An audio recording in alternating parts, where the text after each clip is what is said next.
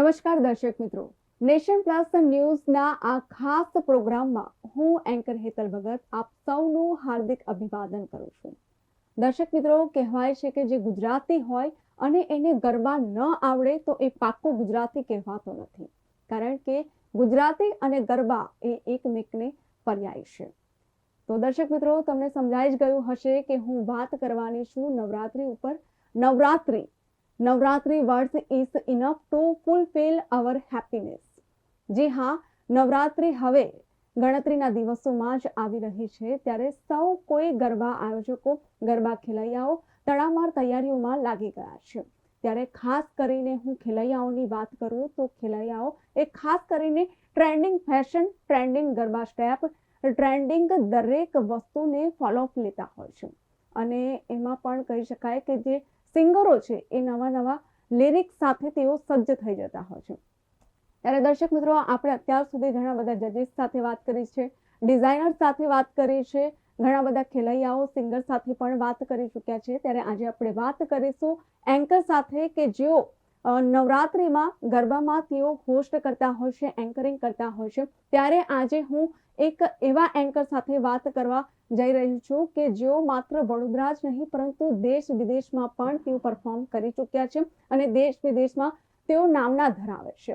તો આજે આપણે એમની સાથે વાતચીત કરીશું કે જેઓ આજે એટલે કે આ વર્ષે 2024ની નવરાત્રિમાં તેઓ સંસ્કારી નગરી વડોદરાના આંગણે તેઓ એઝ એ એન્કર તરીકે ભૂમિકા ભજવવાના છે. તો આ એન્કર સાથે આપણે ખાસ વાતચીત કરીશું કે શું છે તેમની તૈયારી. તો જેને લઈને આપણા સ્ટુડિયોમાં ખાસ મહેમાન ઉપસ્થિત છે જિંદલ દીક્ષિત, કે જેઓ આજે ગ્લોબલ એન્કર તરીકે ઓળખાવા લાગ્યા છે. તો જે જિંદલ દીક્ષિત, આપનું ખૂબ ખૂબ સ્વાગત છે અમારા નેશન પ્લસ ન્યૂઝના સ્ટુડિયોમાં. જે જિંદલ, આજે આપણે આજનો જે આપણો કાર્યક્રમ છે એ ખૂબ જ હળવા અંદાજમાં, હળવા મૂડમાં અને હસતા હસતા આપણે આ કાર્યક્રમને આગળ ધપાવીશું. તો સૌ પ્રથમ તો જિંદાલ, આપનું સ્વાગત છે અમારા નેશન પ્લસ ન્યૂઝમાં ફરી એક વખત. તો સાથે જ જિંદાલ, હું આપણે પૂછવા માંગીશ કે તમે એઝ અ જિંદાલ દીક્ષિત કે તમે ડિગ્રી મેળવી છે ડૉક્ટરની, એઝ અ ન્યુટ્રિશનિસ્ટ છો અને તમે વિકાસની હરણફાળ ભરી છે એન્કરમાં. તો એવું શા માટે? ખરેખર જિંદાલ દીક્ષિત કરવા શું માંગતી હતી? Yes, by education I am a nutritionist and naturopath doctor. પણ બાળપણથી જ હું એક્સ્ટ્રા ક્યુરિક્યુલર એક્ટિવિટીઝમાં બહુ આગળ હતી. ડિબેટ, ડ્રામા, મોનો એક્ટિંગ અને વક્તૃત્વ સ્પર્ધાઓમાં મેં રાજ્ય લેવલ પર ઘણા બધા પારિતોષિક મેળવ્યા હતા. પણ આખું હું પરિવાર જે છે મારો એ બધો ડૉક્ટર ને એન્જિનિયરથી ભરેલો છે. એટલે ઘરમાં એક ડિસિપ્લિન હતું, એક સિસ્ટમ હતું ભણતરને લઈને. અને હું એકચ્યુઅલી કોલેજ ટાઈમથી સાઈડમાં પોકેટ મની માટે શો હોસ્ટ કરતી હતી. અને ત્યારે તો એવું કોઈ આઈડિયા નહોતો કે મારું પેશન પ્રોફેશન બની જશે. મેં ડિગ્રી લીધી, I went to France for internship. હું ઇન્ટર્નશિપ કરીને ઇન્ડિયા આવી. મેં 6 મહિના એક હોસ્પિટલમાં કામ પણ કર્યું. અને ત્યારે એવું રિયલાઇઝ થયું કે મજા નથી આવતી. અને એ વખતે એક ઇવેન્ટ માટે સચિન લીંબીએ, જે સિંગર છે વડોદરાના ખૂબ જાણીતા, એમણે મને એપ્રોચ કર્યો હતો અને એ કાર્યક્રમ ખૂબ સફળ થયો. અને ત્યારે એમણે મને એવું કીધું કે બેટા, તું સ્ટેજ માટે જ બની છે તો તું તારી એનર્જી બીજે વેસ્ટ ના કરીશ. અને એ ક્ષણ હતી, દેન આઈ રિયલાઇઝ કે I am an artist and I want to do this only. અને પછી ઘરે જઈને પપ્પાને કીધું કે પપ્પા, મારે આ જ કરવું છે. And I am blessed with a wonderful family કે જે લોકો હંમેશા બહુ સપોર્ટિવ રહ્યા છે. અને પપ્પાએ કીધું કે તને જે યોગ્ય લાગે એમાં આગળ વધ, અમે બધા તારી સાથે છે. એટલે મારો નેક્સ્ટ જે ક્વેશ્ચન હતો એ જ હતો કે તમે એઝ અ ડોક્ટરમાંથી એન્કર તરફથી જે ડ્રાઈવ કરવાનું વિચાર્યું હતું, તો એમાં ફેમિલીનો સપોર્ટ કેવો હતો? અને એ લોકોના ફર્સ્ટ ટાઈમ જ્યારે તમે કીધું આ વાતનું પ્રપોઝલ જ્યારે તમે મૂક્યું, ત્યારે એમના રિએક્શન શું હતા? એકદમ જ પોઝિટિવ હતા. ટચવુડ, બહુ જ પ્રોગ્રેસિવ માઇન્ડના ફાધર છે મારા અને આખો પરિવાર છે. એટલે એમને માટે ઇમ્પોર્ટન્ટ એ છે કે એમની દીકરી શું કરવા માંગે છે અને એ જે કરે એમાં એ શ્રેષ્ઠ કરે. એટલે એમણે મને એવું જ કીધું કે તને આ ગમે છે તો તું આ જ કર, પણ એમાં સારું કરજે. ઇમ્પોર્ટન્ટ એ છે કે તમે જે પણ ફિલ્ડમાં હોય એમાં તમે સારું કરો. સો એન્ટાયર ફેમિલી સપોર્ટેડ મી.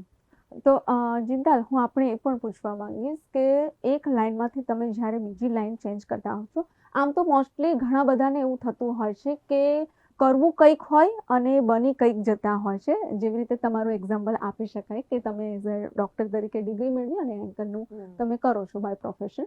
તો સાથે એટલે મારો ક્વેશ્ચન એ જ હતો કે જ્યારે એક લાઈનમાંથી બીજી લાઈનમાં તમે ટ્રેક ચેન્જ કરતા હોવ ત્યારે એ સ્ટ્રગલ કરવું ખૂબ જ અઘરું પડી જતું હોય છે.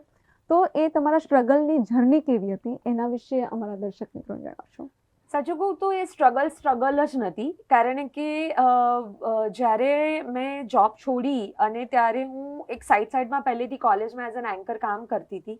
તો એક જે બેઝિક ઓડિયન્સ છે એ એસ્ટાબ્લિશ થઈ ચૂક્યું હતું કે જે લોકો મને એઝ એન એન્કર જાણતા હતા, પણ એ વખતે it was a side job. પણ પછી જ્યારે હું ફૂલ્લી પ્રોફેશનલી આવી ત્યાં સુધીમાં એક આખું ઓડિયન્સ સેટ થઈ ગયું હતું અને લોકોએ અપનાવી લીધી હતી અને માઉથ ટુ માઉથ પબ્લિસિટીથી વધારે કામ મળવાના ઓલરેડી શરૂ થઈ ગયા હતા. એટલે મને બિલકુલ સ્ટ્રગલ નથી પડી. એટલે ઇન શોર્ટ એટલું કહી શકાય કે તમારું બેકગ્રાઉન્ડ પહેલેથી જ, મતલબ જ્યારે તમે સ્ટડી કરતા ત્યારથી જ પાક્કું થઈ ગયું હતું કે બેકગ્રાઉન્ડમાં બીજું શું હશે, રાઈટ? તો સાથે જ તમે આજે એટલા બધા મતલબ પરફોર્મન્સ કરી ચૂક્યા છો અને એટલા શ્રેષ્ઠ, એટલે કહી શકાય કે તમે સક્સેસફુલ થઈ ગયા છો આ લાઈનમાં. તો એ સફળતાનું ફળ તમને આજે કેવું લાગે છે એના વિશે ચોક્કસથી અમારા દર્શક મિત્રોને કહો કે જેથી અમને જાણવું ગમશે. બહુ અદ્ભુત લાગે છે હેતલ, કારણ કે કોઈ ગોડફાધર નહોતો મારો એન્ટરટેનમેન્ટ ઇન્ડસ્ટ્રીમાં, પણ હા એવા ઘણા બધા અદ્ભુત લોકો મળ્યા કે જેમણે ખૂબ સાચી સલાહો આપી અને સપોર્ટ કર્યો. અને આજે 12થી વધારે વર્ષ થયા, 2,500થી વધારે ઇવેન્ટ, 6થી વધારે કન્ટ્રી અને 6થી વધારે ઇન્ટરનેશનલ રિકગ્નિશન એવોર્ડ્સ, અને માનનીય પ્રધાનમંત્રી મોદીજી અને માનનીય આપણા હોમ મિનિસ્ટર શ્રી અમિતભાઈ શાહ સાહેબથી લઈને બોલિવૂડના આટલા બધા સેલિબ્રિટીઝ માટે હોસ્ટ કર્યું, આટલા બધા કોર્પોરેટ જાયન્ટ્સ, એટલે દરેક ફિલ્ડના જે શ્રેષ્ઠીઓ છે એ બધા માટે કામ કર્યું. અને એ એટલું બધું અદ્ભુત છે જ્યારે તમને એક ક્ષણ મળે એ જીવવાની કે તમારા પેશનની સાથે સાથે તમારા ગમતા લોકો માટે તમે હોસ્ટ કરો છો. That is divine. યસ, એટલે આમ કહી શકાય કે આ જે ખુશી છે એ શબ્દો બહુ નાના પડે, ઓછા પડે એમ કહી શકાય. તો સાથે જ એના માટે તો સૌપ્રથમ તો અભિનંદન કે તમે આટલી નાની ઉંમરમાં આટલું બધું અચીવ કરી લીધું છે. અને સાથે જ હું આપણે એ પણ પૂછવા માંગીશ કે જે રીતે તમે કીધું કે તમે દેશમાં તો કર્યા જ છે ઘણા બધા પરફોર્મન્સ, બટ 6 કન્ટ્રીમાં પણ કરી ચૂક્યા છો.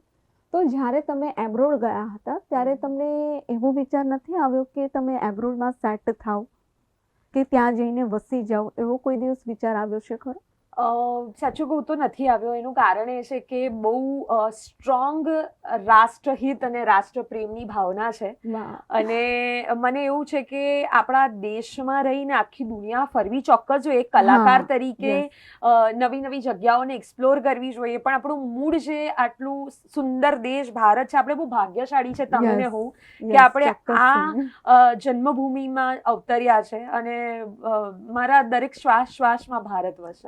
કહી શકાય ને કે સારે જહાં સે અચ્છા હિન્દુસ્તાન હમારા. અને આ હિન્દુસ્તાનની કમ્પેરિઝન આઈ થિંક મારા મતે પણ કોઈ જ નથી કરી શકતું. અને કહી શકાય કે તમારા વિચારો અને મારા વિચારો ખૂબ મળતા આવ્યા છે. એટલે એટલા માટે જ ક્વેશ્ચન કર્યો તો આ કે હમણાં જે ટ્રેન્ડ છે, કેઝ્યુઅલ જો ક્વેશ્ચન હું તમને કરું તો હમણાં જે ટ્રેન્ડ છે કે યંગસ્ટરો ખાસ કરીને જાણે કે ભારત છોડો અભિયાન ચાલી રહ્યું છે, એ લોકો બસ એબ્રોડ જવાના સ્વપ્ન જોતા હોય છે અને ત્યાં વિકાસ કરવાનો અને ત્યાં જ મતલબ સેટલ થવાના વિચાર કરતા હોય છે. અને જે બહુ દુઃખદાયક છે કે ભારત માટે તમે ભારતમાં ઉછર્યા છો અને જ્યારે વિકાસ કરવાની વાત આવે છે ત્યારે તમે બહાર સેટ થાવ છો, એટલે આ બહુ દુઃખદાયક વાત છે. તો આના માટે તમે યંગસ્ટરોને શું મેસેજ આપશો? સૌથી પહેલી વાત તો એવું કહીશ કે જે લોકો ગયા છે ને હેતલ, માર્ક માય વર્ડ્સ, કે આવનારા થોડા જ વર્ષોમાં એ લોકો ભારત પાછા આવશે. અને જેવી રીતે આજે લોકો અમેરિકા કે કેનેડાના વિઝા લેવા માટે લાઈન લગાડે છે ને, એવી રીતે ભારતના વિઝા લેવા માટે લાઈન લાગશે. અને આ બહુ લાંબા ગાળાનો સમય નથી, આ થોડા જ વર્ષોની વાત છે. કારણ કે હું વિદેશ જતી રહેતી હોઉં છું અને લોકોને મળતી હોઉં છું ને વાતચીત કરતી હોઉં છું ને, તો આખું મેં છે ને બહુ મોટા લેવલ પર ધ્રુવીકરણ જોયું છે કે ભારત પ્રત્યેનો આખો અભિગમ બદલાયો છે. તો હવે મારે સલાહ નથી આપી, બસ મારે એમને કહેવું છે કે બેટાજી થોડી રાહ જુઓ ખાલી. જેવી રીતે કેનેડા માટે, અમેરિકા માટે, ઓસ્ટ્રેલિયા માટે તમે લાઈનમાં ઊભા હતા વિઝા માટે, એવી જ રીતે હવે ભારત Yes. તરફ પણ લોકો પ્રયાણ કરશે જ, એ Yes. પણ શોર્ટ સમયમાં. યસ તો સાથે જ now come to the point, Navratri. જી Navratri words is enough to fulfil our happiness, કે જે મેં પહેલા પણ કહ્યું છે કે નવરાત્રિ શબ્દ આવતા જ આપણે સૌ ગુજરાતીઓ એ થનગની ઉઠતા હોય છે કે નવરાત્રિ આવી ચૂકી છે. ત્યારે સૌ ખેલૈયાઓ એ ટ્રેન્ડિંગ ફેશનને લઈને ફોલો લેતા હોય છે, અને સિંગર્સ પણ એવી જ રીતે ટ્રેન્ડિંગ લિરિક્સ જે ચાલતી હોય, ટ્રેન્ડિંગમાં જે ચાલતા હોય એ લિરિક્સને અનુકૂળ તેઓ સિંગિંગ કરતા હોય છે, અને એના પર સૌ ટ્રેન્ડમાં ઝૂમતા પણ હોય છો. ત્યારે તમે as a host, as a anchor તરીકે તમારી નવરાત્રિને લઈને કઈ પ્રકારની તૈયારી છે એના વિશે જણાવશો. જી હેતલ, બહુ વર્ષો પછી હું વડોદરામાં ફરીથી નવરાત્રી હોસ્ટ કરી રહી છું, અને એ પણ વડોદરા શહેરની ખૂબ પ્રતિષ્ઠિત નવરાત્રી, અને જ્યાં અઢળક પ્રમાણમાં ભરપૂર ખેલૈયાઓ આવે છે, અને ખેલૈયાઓનો ખૂબ પ્રેમ અમને બધાને મળે છે. એટલે મારા માટેની તૈયારી તો ફૂલ સ્વિંગમાં છે કે હું આ વખતે એક એન્કર તરીકે, એક સૂત્રધાર તરીકે મારા ખેલૈયાઓને અને વડોદરાની જનતાને જેટલો પણ સાહિત્યનો રસાસ્વાદ કરાવી શકું ગરબાની સાથે સાથે, અને સંસ્કારી નગરી ને કલા નગરીના વારસદારો છે આપણે બધા, તો એ જ પરંપરા છે એ પણ જળવાઈ રહે એવું મારી ભરપૂર તૈયારી છે એની. તો એન્કર જિંદાલ, અત્યારે તમે વાત કરી કે તમારું જે પ્રોફેશન છે એન્કર તરીકેની જે તમે ભૂમિકા ભજવો છો એના વિશેની, પરંતુ વાત કરીએ નવરાત્રિની કે એઝ એ પર્ટિક્યુલર મતલબ વ્યક્તિત્વ તરીકે તમને નવરાત્રિમાં શું વધારે ગમે છે, ગરબા રમવા કે પછી એને માણવા? સાચું કહું તો ગરબા માણવા વધારે ગમે છે, બિકોઝ આર્ટિસ્ટ તરીકે વર્ષોથી હું સેટ થઈ ગયું છે કે હું મોસ્ટલી સ્ટેજ પર હોઉં તો હું રમી નથી શકતી, પણ આ વખતે વર્ષો પછી એવું થશે કે હું કદાચ એકાંત રાઉન્ડ ખેલૈયાઓ સાથે રમી શકીશ, કારણ કે આ મારા પોતાના શહેરમાં છે એટલા માટે. પણ હા, ગરબા માણવા મને ખૂબ ગમે છે, અને હું સ્પેસિફિકલી છે ને હેતલ વડોદરાની વાત કરું ને તો જે લેવલ પર આપણે ગરબા સેલિબ્રેટ કરીએ છીએ માતાજીની આદ્યશક્તિની આરાધના સાથે, એ જે ઓથેન્ટિકપણું છે ને એ ફક્ત વડોદરાએ જાળવ્યું છે. એ ટ્રેડિશનલ ગરબા, એ ટ્રેડિશનલ અર્વાચીન પ્રાચીન સ્ટેપ્સ, આર્ટ ફોર્મ, એ બધું ફક્ત વડોદરામાં છે, કારણ કે હું ઘણી બધી જગ્યાએ નવરાત્રી હોસ્ટ કરી ચૂકી છું, એટલે હું તમને કહી શકું કે એટલે જે વડોદરાની નવરાત્રી છે ને એની વાત જ અલગ છે. યસ, એટલે મારો પણ એ જ સવાલ હતો કે જે આઉટ ઓફ બરોડાની જે નવરાત્રી થતી હોય છે, ભલે ગુજરાત છે, અમદાવાદ હોય કે સુરત હોય, ભલે ગુજરાત છે, પરંતુ ત્યાં એક રાઉન્ડ પ્રકારની ચકડા કે જે પોતાનું ગ્રુપ હોય છે એટલું જ થતું હોય છે, અને જ્યારે વડોદરાની એક જે પ્રમાણે તમે કીધું કે ઓથેન્ટિક કે પૂરું સર્કલ ફરે, કે માતાજીની આરાધના કરતા કરતા આખું રાઉન્ડ ફરવામાં આવતું હોય છે, એટલે વડોદરાની નવરાત્રીની વાત કરીએ તો વાત અલગ જ છે, જે આખા દેશ વિદેશમાં પણ આ વડોદરાની નવરાત્રી પ્રચલિત છે. તો સાથે જ જિંદાલ, હું આપણે પૂછવા માંગીશ કે નવરાત્રીમાં જે પહેરવેશ છે, જે આપણે કહી શકાય કે ટ્રેડિશનલી જે આઉટફિટ છે, અને સાથે જ જે ઓક્સિડાઇઝની જ્વેલરી છે, એ પહેરવાનું એક સંસ્કૃતિ છે આપણી, અને આ સંસ્કૃતિને આજની જે પેઢી છે, આજના જે જનરેશનના લોકો છે એને ફેશન સમજે છે. તો તમારા મતે નવરાત્રીમાં લોકો સંસ્કૃતિને અનુસરણ કરે છે કે પછી ફેશનને? અત્યારના ટ્રેન્ડમાં તો ફ્રેન્કલી કહીશ કે ફેશનને જ. અત્યારે એ સંસ્કૃતિ વાળું નથી રહ્યું. અત્યારે શું ટ્રેન્ડમાં છે, ઇન્સ્ટાગ્રામના ફોટોમાં શું સારું લાગશે કે કઈ રીલ વાયરલ થશે, એ પર્પઝ વધારે હોય છે પ્રેક્ટિકલી. પણ હા, એમાં પણ ઘણા બધા એવા લોકોના ગ્રુપ છે કે જેઓ ખરેખર માતાજીની આરાધનાને સમજી અને ખૂબ સરસ ચણિયાચોળીઓ પહેરે છે, જેમનો આશય પૂરેપૂરો ભક્તિનો છે. સો આ વાત છે ને હેતલ, સાચું કહું તો થોડી ડિવાઇડેડ છે બે ભાગમાં. એક વર્ગ જે અત્યારની જેનઝી જનરેશનનો છે એ ફેશનમાં છે, અને જે અમુક લોકો જે ઓથેન્ટિક પહેરવા વાળા છે એ પણ છે. એટલે બંને રીતના લોકો તમને જોવા મળતા જ હોય છે ગરબામાં, કે જે ફેશન વાળા પણ હોય છે, સંસ્કૃતિ ને પરંપરા જાળવી રાખનારા પણ હોય છે. તો સાથે જ જિંદાલ, તમે અમારી સંસ્કારી નગરી વડોદરાના આંગણે, એટલે કે VNF ના સ્ટેજ પર તમે આટલા મોટા સ્ટેજ પર તમે પરફોર્મ કરવાના છો એઝ અ એન્કર તરીકે, તો એની ખુશી કેવી છે? એની ખુશી તો હેતલ એટલી બધી અદ્ભુત છે. જ્યારે મને ફોન આવ્યો કે હું VNF ના ગરબા હોસ્ટ કરી રહી છું, ત્યારે પહેલા તો થોડો ટાઈમ મને આમ વિશ્વાસ ના થયો કે હા. Okay are they calling me like I M.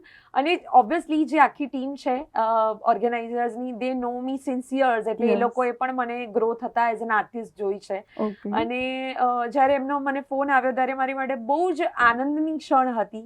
VNF સાથે જોડાવાની સાથે સાથે નવલખીનું જે ગ્રાઉન્ડ છે અને જે ત્યાં જે ખેલૈયાઓ આવે છે એ પણ બહુ સરસ આખું ક્રાઉડ હોય છે. એટલે બધી જ વસ્તુ સોનામાં સુગંધની કોમ્બિનેશન છે. સોનામાં સુગંધ ભળી જાય એ હા. રીતની કોમ્બિનેશન તમારા માટે Yes. આજે પુરવાર થવાની છે, રાઈટ? તો સાથે જ જિંદાલ, આપણે આ કાર્યક્રમને છેલ્લા પ્રશ્ન તરફ આપણે વળીએ જી. તો હું આપણે એક મેસેજ માટે કહીશ કે એઝ એ હોસ્ટ તરીકે, એઝ એ એન્કર તરીકે તમે અમારી સંસ્કારી નગરી વડોદરાના લોકોને શું મેસેજ આપવા માંગો છો નવરાત્રીને લઈને? નવરાત્રી લઈને મેસેજ તો કહીશ નહીં ખાસ, પણ હું એટલું ચોક્કસ કહીશ કે ભલે આપણે આજે ટેકનો યુગમાં કે પછી ઇન્સ્ટાગ્રામની જનરેશન હોઈએ, પરંતુ વડોદરા એક માત્ર એવું શહેર છે જેણે ભક્તિને જાળવી રાખી છે, જેણે કલા અને હેરિટેજને જાળવી રાખ્યું છે. તો આપણે બધા પણ એ ગરિમાને જાળવી અને એની સાથે નવરાત્રી સેલિબ્રેટ કરીએ, બસ એટલી જ અરજ છે, વિનંતી છે બધાને. ખૂબ સરસ. જિંદાલ, લાસ્ટમાં હવે એક થોડોક નાનકડા એક ક્વિઝ થોડાક રમવા માંગીશ હું તમારી પાસે. લાઈક, ડિસલાઈક અને વાય ધીસ, શા માટે તમે આ ઓપ્શન સિલેક્ટ કરો છો એના વિશે. તો સૌ પ્રથમ જે છે એ મૂવીઝ યા બુક્સ? બુક્સ. વાય? મને નાનપણથી જ વાંચનનો બહુ શોખ છે અને આજે મારી પાસે જે શબ્દ ભંડોળ છે એ ત્રણેય ભાષાના બુક્સ ને સાહિત્ય વાંચવાથી આવ્યું છે. તો હું એવું માનું છું કે એક સારા એન્કર બનવા માટે તમારું વાંચન હોવું ખૂબ જરૂરી છે. સરસ. મને આશા પણ આ જ હતી કે તમે બુક્સ જ સિલેક્ટ કરશો. તો સાથે જ નેક્સ્ટ છે, એઝ અ ન્યુટ્રિશનિસ્ટ તરીકે તમારું પ્રોફેશન પણ છે, તો ઓબ્વિયસલી આ ક્વેશ્ચન તો બને જ છે કે ફાસ્ટ ફૂડ કે home food? Home food, of course. I always crave, કારણ કે મારા પ્રોફેશનના લીધે એટલું ટ્રાવેલિંગ હોય છે કે મને બહાર જ વધારે ખાવું પડે છે, એટલે I just crave four home food. Yes. And next is લાઈફમાં, તમારી લાઈફમાં ઇમ્પોર્ટન્ટ શું છે, ઇવેન્ટ કે પછી ફેમિલી? હા, ટફ છે, કારણ કે એક પેશન છે અને બીજામાં શ્વાસ વધે છે. મારા પરિવાર વગર હું કઈ જ નથી, પણ એટલે ઇવેન્ટ વિથ ફેમિલી. બંનેનું એટલે મતલબ તમે સિલેક્શન કર્યું છે એવું કહી શકાય, રાઈટ? સાથે જ તમે તમારા જે વિયર મતલબ જે આઉટફિટ છે એ કયું વધારે પસંદ કરો છો, ઇન્ડિયન સાડી કે પછી western? Sari for every time. I love sari and I have huge collection of saris from cotton to Banarasi silk to Kanjivaram silk to every Indian saris. Wow. I love. તમે સારી વિશે મતલબ જાણો પણ છો અને કયું કોટન છે, કાંજીવરમ છે, એટલો ડીપલી મતલબ એટલો શોખ છે. હા, અને હું જ્યાં પણ જાઉં ને ત્યાંની જે વિશેષ સાડી હોય ને, તમે માનશો નહીં, તમને ખબર છે બાંબુના વાંસમાંથી બી સાડી બને. I have a bamboo silk sari. Oh wow. Yes. That is a very unique and new Yes, concept. મારી પાસે બાંબુ સિલ્કની સાડી છે. વાવ, ગ્રેટ. મને બહુ જ સાડીનો શોખ છે. સરસ. આના પરથી મને એવું લાગ્યું કે એના પર પણ શું લેવો જોઈએ મારે. યસ. ઓકે. નેક્સ્ટ ઇઝ, તમને વધારે કેવું રહેવું ગમે છે, કે સ્કિનની હું વાત કરું છું, કે નેચરલ સ્કિન કે પછી મેકઅપ? અત્યારે એવું છે ને કે પ્રોફેશન એવું છે અને હવે પબ્લિક લાઈફ એવી થઈ ગઈ છે કે 90% 95% મારે મેકઅપમાં જ રહેવું પડે છે. મારો મેકઅપ ફક્ત રાતે જ્યારે ઘરે સુવાનું થાય ત્યારે જ ઉતરે છે. પણ હા, જો મને એવો ચાન્સ મળે તો આઈ પ્રિફર રો સ્કિન, કારણ કે ઓલરેડી મેકઅપના લીધે બહુ તકલીફ, સ્કિન ઓબ્વિયસલી ડલ થઈ જાય. એટલે if I have a choice, I want to be the raw skin, but because of the profession 90% makeup look જ હોય છે. એટલે આ ક્વેશ્ચન મતલબ જે આ જે ક્વિઝ છે એના માટે જે ખાસ બે ઓપ્શન મૂક્યા હતા કે એન્કરની લાઈફ છે તો ઓલમોસ્ટ 12 કલાક કે 18 કલાક તમારે મેકઅપ રાખવો જ પડતો હશે, અને એના માટે સમટાઈમ્સ લાઈક અ સેલિબ્રિટી દુઃખ પણ થતું હોય છે કે પોતાની સ્કિન પર કેટલો મેકઅપ છે. હેરની પણ વાત કરીએ તો એ બ્યુટીમાં પણ કેટલું આમ કર્લીઝ ને આમ વોટેવર, એટલે આ એક દુઃખ અલગ પ્રકારનું છે. Next is which place do you like most for travelling, ઇન્ડિયાના પ્લેસીસ કે પછી એબ્રોડ? હું વિદેશમાં ઘણી બધી જગ્યાએ ફરી છું, પણ સાચું કહું તો જે આત્મીયતા તમને ભારતની અલગ અલગ ભૌગોલિક જગ્યાઓમાં મળશે ને, તમે પહાડોમાં જશો, હિમાચલ ને નોર્થ ઇસ્ટ, તો ત્યાંના લોકોની આત્મીયતા અને પ્રેમ અલગ છે. તમે સાઉથમાં કેરળ કે તમિલનાડુ સાઈડ જશો, એ આખું કલ્ચર અલગ છે. તો જે વૈવિધ્યતા છે ભારતની, એને એક્સપ્લોર કરવાનું મને બહુ જ ગમે છે. એટલે મેં કીધું ને કે દેશ પ્રેમ શ્વાસ શ્વાસમાં છે, એટલે મારે વિદેશ તો હું ફરી છું ને ફરતી રહી છું, પણ મને વધારે ભારતનું દરેક પ્રાંત એક્સપ્લોર કરવો છે. યસ, એટલે આ વાત તો ખૂબ સારી કહેવાય કે પોતાના દેશને પણ આટલું પ્રેમ કરે છે. બાકી મેં પહેલાં પણ કીધું કે મોસ્ટલી લોકો બસ હવે એબ્રોડ જ જવું છે. તો નેક્સ્ટ છે કે તમે વધારે પડતું તમારી લાઈફમાં શું પસંદ કરશો, મતલબ એઝ એ રહેવા માટે, કે મેરિડ કે સિંગલ?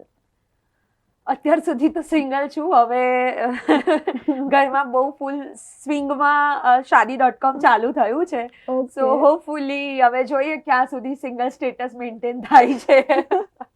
બટ ઓફકોર્સ સી, હું એવું માનું છું હેતલ કે આપણું જે સનાતન સંસ્કૃતિ છે ને, એ શિવ શક્તિના બેલેન્સ પર ચાલે છે. તો લગ્ન એ બહુ સુંદર સંસ્થા છે, જે એક નર અને નારી ભેગા થઈને એક બેલેન્સ હાર્મની કરે છે મેનકાઇન્ડ હ્યુમનકાઇન્ડ લાઈફમાં. તો લગ્ન કરવા જોઈએ, ભલે લોકો એના પર હસે કે એ મીમ્સ બનતા હોય, પણ અગર પાત્ર સુયોગ્ય છે તો લગ્ન પણ બહુ સુંદર સંસ્થા છે. યસ યસ યસ, ખૂબ સારી વાત કરી તમે કે જે લોકો મતલબ સિંગલ છે એ લોકો માટે પણ તમારા આ જે વર્ડ છે એ માર્ક કરવામાં આવશે અને આગળ પણ એ લોકોને જાણશે. અને સાથે જે એક કેઝ્યુઅલ લાઈક ડિસલાઈકમાં કે આપણું જે ભારત છે જે અત્યારે વિકાસ કરી રહ્યું છે, તો ઇન ફ્યુચર આના કરતાં પણ વધારે સારો વિકાસ કરી શકે એવી કઈ પાર્ટી છે? બીજેપી, કોંગ્રેસ કે પછી આપ? અત્યારે હું સાચું કહું હેતલ, બહુ જ નોન પોલિટિકલ જવાબ આપીશ. ભારતમાં બીજી કોઈ પાર્ટી જ નથી. ભારતીય જનતા પાર્ટી સિવાય ભારતમાં બીજી કોઈ પાર્ટી જ નથી. અને you love, you hate, but you cannot ignore. That is the position for Bharatiya Janata party. But હું એવું ચોક્કસ માનું છું કે એ વસ્તુને બીજેપીના લોકોએ ટેકન ફોર ગ્રાન્ટેડ ના લેવું જોઈએ. તમને આ પ્રિવિલેજ અત્યારે મળ્યું છે મોદી સાહેબના લીધે કે ઘણી બધા રીઝન્સથી, તો તમે એનો ફાયદો ઉઠાવીને લોકસેવાનું કામ કરો, તો આવનારા બીજા 50 વર્ષ સુધી તમે રાજ કરી શકશો. તો it is only BJP. Okay, એટલે ખૂબ સરસ જિંદાલ કે તમે અહીં આવ્યા અને ખૂબ સરસ માહિતી આપી કે તમે એઝ અ જિંદાલ દીક્ષિત એટલે એન્કર તરીકે તમે જે વિકાસ કર્યો છે એ વિકાસ તમારો આજે દેખાઈ રહ્યો છે. નવરાત્રિને લઈને પણ શું તૈયારી છે, અને સાથે જ રાજકારણની પણ વાત કરી લીધી છે કે બીજેપી સિવાય બીજું કોઈ જ અહીં વિકાસ કરી શકે તેમ નથી. તો ખૂબ સરસ માહિતી પહોંચાડી છે, એ બદલ આપણો ખૂબ ખૂબ આભાર કે આપ અહીં આવ્યા અમારા નેશન પ્લસ ન્યૂઝના સ્ટુડિયોમાં સ્પેશિયલ ટાઈમ કાઢીને, એ બદલ ફરીથી આપનો આભાર. તો દર્શક મિત્રો, આપણે પણ હવે Jindal Dikshit as a global anchor તરીકે જિંદાલ દીક્ષિતને આપણે વીએનએફના સ્ટેજ પર જોઈ શકીશું, એમના રસાસ્વાદ માણી શકીશું, એમની એન્કરિંગને આપણે સાંભળી શકીશું અને સાથે જ ગરબા પણ માણી શકીશું. તો આપણે જલ્દીથી મળીશું વીએનએફ પર. તો દર્શક મિત્રો, આવી જ રીતે નવા નવા કાર્યક્રમ અને દેશ દુનિયાના સમાચાર જોવા માટે આપ જોડાયેલા રહો નેશન પ્લસ ન્યૂઝની સાથે. નમસ્કાર. સમાચારોના સતત અપડેટ મેળવવા માટે અમારી નેશન પ્લસ ન્યૂઝની યુટ્યુબ ચેનલને સબસ્ક્રાઇબ કરો, બેલ આઇકન દબાવો અને જોડાયેલા રહો ફેસબુક, ઇન્સ્ટાગ્રામ અને ટ્વિટર પર.